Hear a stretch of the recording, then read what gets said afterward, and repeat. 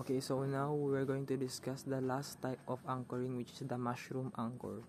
So, the reason why bakit siya tinawag na mushroom anchors, kasi kung nakikita nyo naman sa picture, yung shape niya is parang mushroom.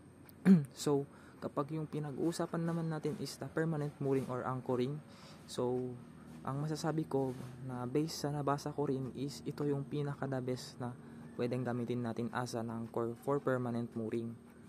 Kasi, dahil sa, kung nakita nyo naman, kasi once na na-buried na to siya, yung minimin ko na bird, once na natabunan or nag-dig in na siya paloob ng seabed, is hindi na siya basta-basta natatangay.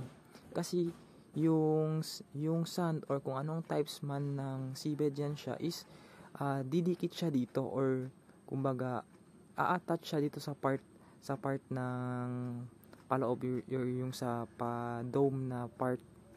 So once na naka-attach diyan yung seabed or once na na-buried na totally na-buried na to siya is hindi na siya basta-basta matatangay ng like hindi na basta-basta matatangay yung boat kahit may alon or malakas yung hangin kasi kumbaga kaya kung nakikita niyo sa PPT is it can hold strongly by sanction.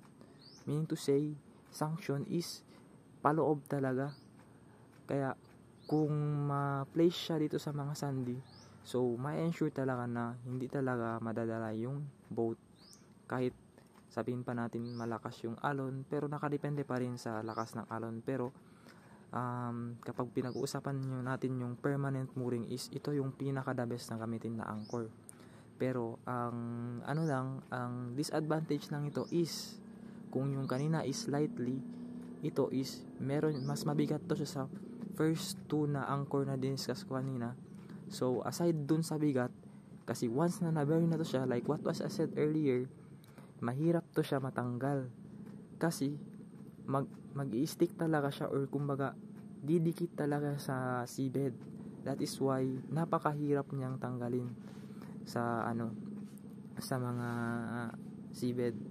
Kaya kung yung pag-uusapan natin is temporary anchoring, so hindi siya ma-recommend to use kasi for permanent mooring to siya na ginagamit.